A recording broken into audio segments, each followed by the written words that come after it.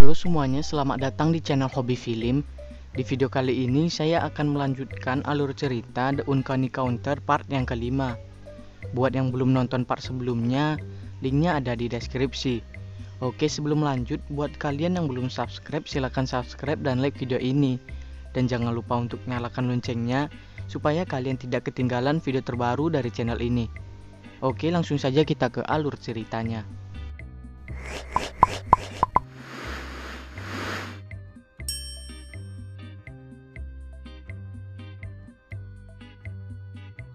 Petugas pergi dari tempat kejadian, meninggalkan Changyu pingsan.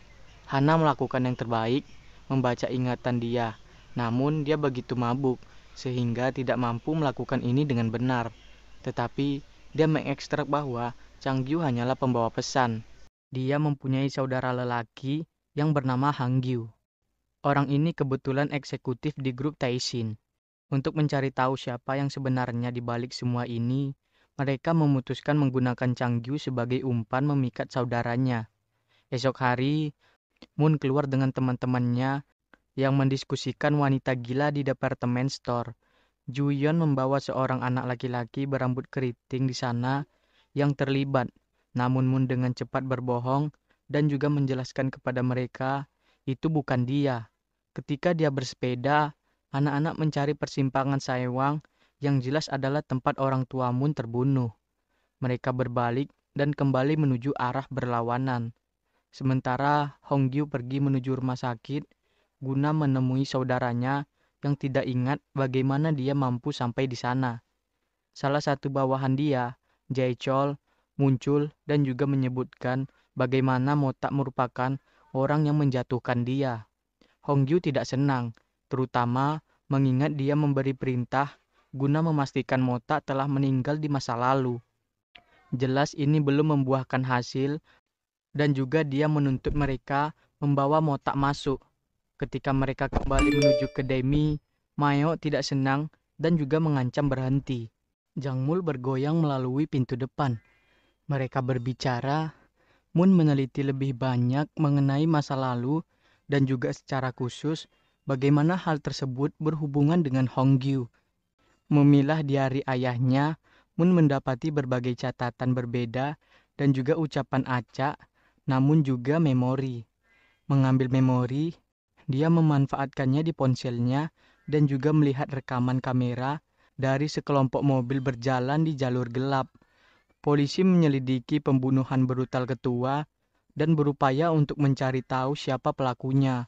Sang Pil ditugaskan membunuh putranya sendiri, Cheong-shin. Dia mempertimbangkan dengan pekerjaan jauh lebih sulit saat dia menunjukkan belas kasihan. Saat dia memegang pistol menuju kepala putranya, hal ini mendorong Cheong-shin menuju tepi ketika roh yang bersembunyi jauh dalam dirinya mengendalikan Sang Pil dan juga mengarahkan pistol menuju dirinya sendiri. Walaupun memohon nyawanya, satu tembakan menembus langit malam. Moon kembali menuju bar dan juga memberitahu apa yang dia temukan sejauh ini, termasuk latar belakang keluarga Hongyu dan Changyu, serta hubungan mereka terhadap Taishin. Dia merasa yakin ada sesuatu mencurigakan sedang terjadi dan juga meyakinkan Mota ikut menuju kantor polisi mencari tahu. Di sana, kita mengetahui Yongnim sebenarnya sedang hamil di saat kematiannya. Mereka juga mendapati jejak darah hewan dan juga jantan yang mempunyai golongan darah AB. Moon kemudian merenungkan apakah kehamilan tersebut yang menyebabkan dia dibunuh. Namun, Mota mempertimbangkannya untuk tidak terburu-buru dan juga membuat asumsi. Moon membanggakan bahwa intuisi dirinya sebagai anak detektif yang membawanya ke hal ini, mengingat cara dalam menyelidiki bersama. Jelas Mota menikmati saat ini. Mota tiba di depan detektif Kim dan juga menyampaikan apa yang telah dipelajari.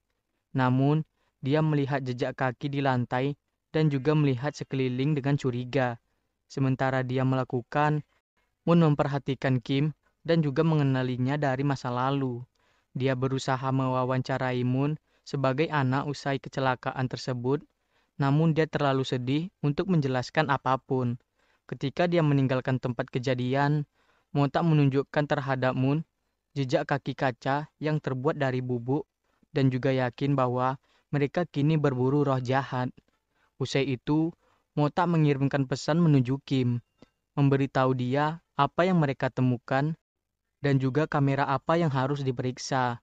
Moon bergumul dengan Motak mengenai dokumen. Dia mendapati cetakan dari mobil yang dia yakini sebagai mayat Yongnim telah ditinggalkan. Moon mengecam Motak sebab dia menyembunyikan kebenaran dari dia mengenai pembunuhan tersebut. Dunia Moon benar-benar hancur ketika dia menangis dan menuntut kebenaran. Kini Moon mendengar dari Motak bahwa orang tuanya dibunuh. Tidak bisa menangani ini, Moon kabur dari toko dan handphone Ungmin dan Juyeon membutuhkan bantuan untuk berusaha dan membuka ingatannya mengenai kecelakaan mobil. Esok hari, Counter berusaha yang terbaik menghubungi Moon, namun gagal melakukannya.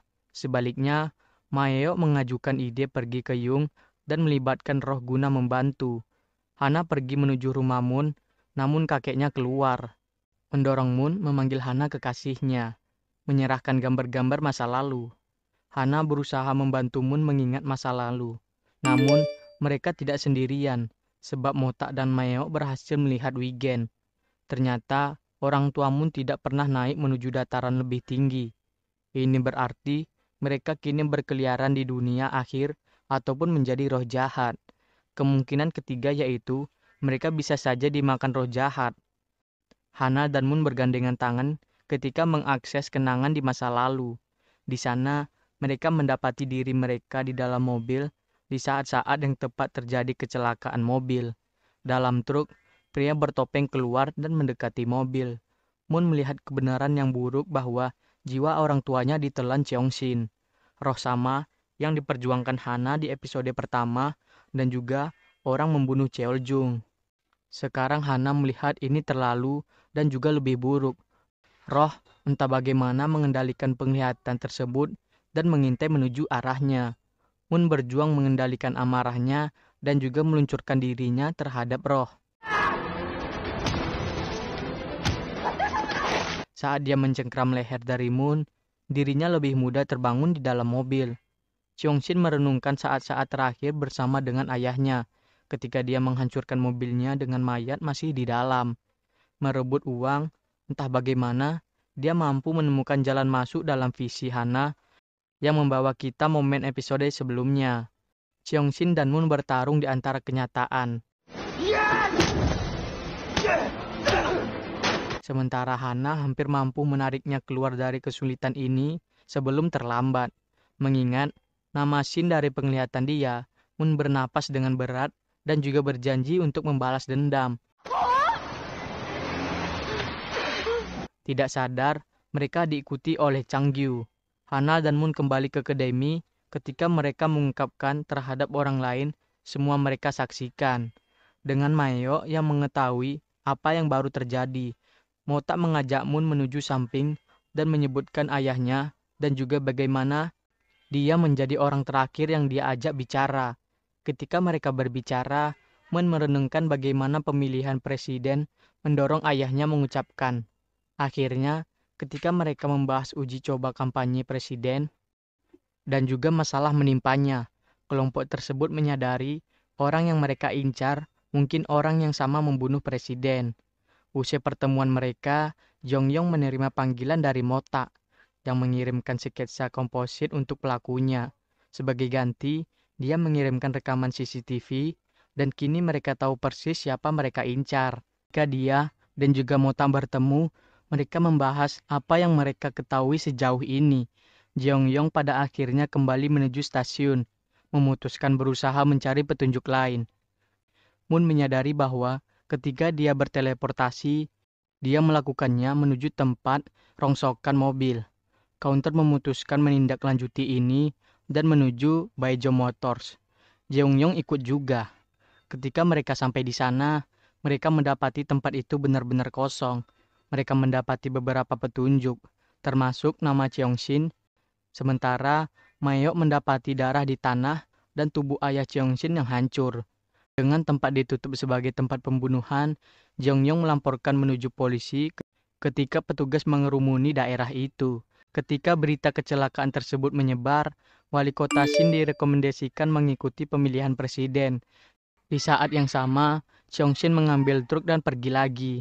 Head Choi mengetahui Jeongyong menjadi nakal, menyelidiki kasusnya sendiri. Sementara itu, Seo Hangyu menerima kabar dari Changyu mengenai The Counters. Di balik ini, dia menugaskan bawahannya membawa Mota menuju gudang terisolasi. Dia ingin melihat pria tersebut sendiri. Pada akhirnya, mengungkapkan bahwa wali kota Shin akan mencalonkan pemilihan presiden. Kembali menuju ke Demi, Jang Mul kembali menjelaskan kepada tim mengenai apa yang dia temukan dari pemeriksaan latar belakang. Mayok merasa gugup terhadap pikiran membaca di tim dan memanfaatkan Jang Mul sepertinya pilihan lebih aman. Bagaimanapun, mereka mempelajari mengenai organisasi yang mereka kejar, termasuk direktur eksekutif Tae-shin yang menyembunyikan 11 keyakinan sebelumnya. Dia dulunya pengedar narkoba, namun dia menjadi pemilik situs konstruksi, sementara itu saudaranya, Hangyu, memiliki perusahaan barang yang kini menjadi CEO-nya. Jang Mul yakin kedua perusahaan ini digunakan sebagai dana gelap bagi Shin dan Hana mendukungnya. Terutama usai menyebutkan bagaimana Daejong dulu milik ayahnya. Dengan hierarki akhirnya bersatu untuk apa yang mereka hadapi, Changyu muncul dengan anak buahnya berniat membawa Mota pergi. Namun Mayok sendirian mengalahkannya. Mota melangkah maju dan meraih pergelangan tangan Changyu. Dia melihat visi dari rencana dia dan Hangyo, termasuk pemilihan presiden. Saat Moon dan lainnya mengetahui, mereka bertekad mencoba mengungkapkan korupsi sebelum terlambat. Sebelum mereka melakukannya, tim membahas waduk itu, dan bagaimana hal tersebut juga ditulis di buku ayah Moon. Mereka mencoba mencari tahu apa yang harus dilakukan berikutnya. Kita memotong menuju Shift Choi yang memberi makanan sampel darah yang diminta oleh Jeongyong untuk Yeongnim. Mereka tentu saja menghancurkan sampelnya. Namun karena ketidaksopanan Hangyo, kepala bos boneka tersebut dihantam Tae-shin ke meja. Berita mengenai Cheongshin menyebar menuju seluruh berita ketika dia tampaknya akan mengklaim korban selanjutnya di toko serba ada. Namun, sebelum dia pergi, dia melewati Hyuk-woo. Roh dalam kepala Cheongshin mengatakan dia adalah salah satu dari mereka, mendorong Cheongshin tersenyum dan memberitahu bocah tersebut bahwa dia akan melihatnya di sekitar. Di jalan, Moon dan lainnya pergi. Namun tanpa sepengetahuan mereka, pelacak kebetulan ditempelkan di belakang. Hana seketika memiliki penglihatan dan juga menyadari bahwa seseorang akan meninggal. Namun mereka dibutakan Changyu yang menabrakkan truknya menuju mobil mereka berulang kali. Walaupun hancur berkeping-keping, ini langkah salah satu ketika Counter keluar dari mobil tanpa cedera, bersiap memberi Changyu pemukulan seumur hidup.